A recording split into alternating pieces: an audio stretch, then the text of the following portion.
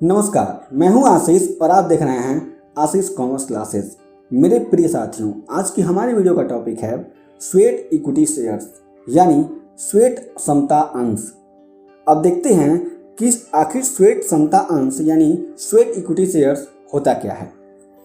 Sweat समता अंश से तात्पर्य उन समता अंशों से है जिसे कंपनी अपने कर्मचारियों या संचालकों को छूट पर या फिर नकदी के अतिरिक्त प्रतिफल में क्या क्या आएगा, तकनीकी जानकारी प्राप्त कराना या बौद्धिक संपत्ति का अधिकार उपलब्ध कराना, इन कार्यों के लिए निर्गमित करती है।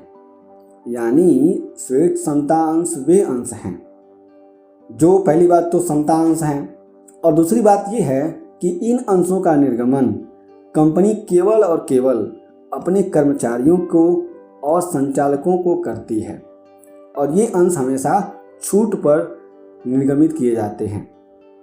अब बात एक और आती है कि इन अंशों का निर्गमन कभी भी पैसे पे नहीं किया जाता। उसके अतिरिक्त अगर कोई भी तकनीक है डायरेक्टर्स के पास या कंपनी के किसी कर्मचारी के पास, या फिर कोई पेटेंट है, कॉपीराइट है, तो उसको ले करके कंपनी उनको समता अंश जारी कर देती है।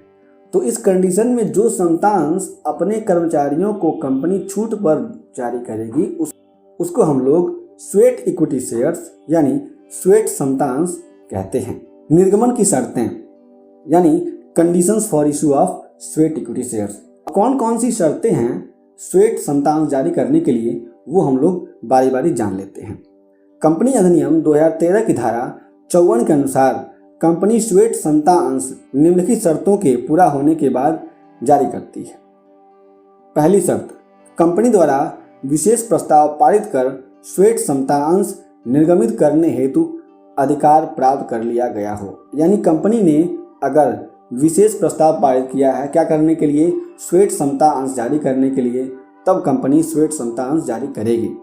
दूसरी शर्त, प्रस्ताव में अंशों की संख्या वर्तमान बाजार मूल्य प्रतिफल यदि हो तो निर्गमन प्राप्त करने वाले संचालकों की श्रेणी या कर्मचारियों का स्पष्ट रूप से उल्लेख होना चाहिए उस विशेष प्रस्ताव में, जो विशेष प्रस्ताव कंपनी पारित करेगी।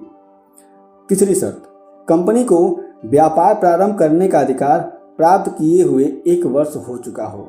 यानी कंपनी ने अपना व्यापार जब शुरू किया था तो उस टाइम से कम 1 साल हो गया हो, तब कंपनी अपने कर्मचारियों को या संचालकों को स्वेट इक्विटी शेयर्स इशू कर सकती है, जारी कर सकती है। चौथी शर्त, स्टॉक एक्सचेंज पर सूचीबद्ध कंपनियों की दशा में स्वेट समता अंशों को सेबी के नियमों के अनुसार निर्गमित किया जा रहा हो। यानी अगर कोई स्टॉक एक्सचेंज पर लिस्टेड कंपनी है तो उसके एवज में जो भी स्वेट इक्विटी शेयर्स इशू किए जाएंगे तो उसमें हम लोग क्या करेंगे, सेबी के जो रूल्स एंड रेगुलेशंस हैं उनको भी फॉलो करके चलेंगे।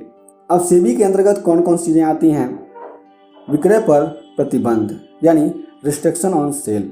सेबी के अनुसार स्वेट समता अंशों को इसकी जारी होने की तिथि से 3 वर्षों के अंदर बेचा नहीं जा सकता। इस प्रतिबंध को बंद अवधि यानी लॉक इन पीरियड भी हम लोग कहते हैं। यानी जो भी समता अंश अगर जारी की जाएगी संचालकों को या कर्मचारियों को, तो जारी करने की तिथि से 3 वर्ष के अंतर्गत 3 वर्ष तक हम लोग क्या करेंगे, उसको बेच नहीं सकते हैं। दूसरा, लेखांकन प्रक्रिया अकाउंटिंग ट्रीटमेंट।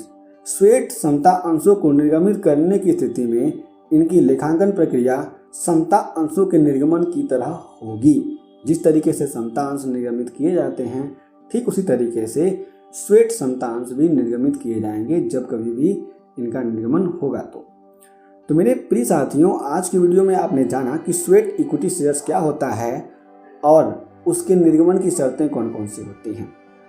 आपको ये वीडियो कैसा लगा हमें नीचे कमेंट बॉक्स में जरूर बताइएगा और यदि आपके पास कोई भी प्रश्न हो तो उसको भी हमें बता दीजिए।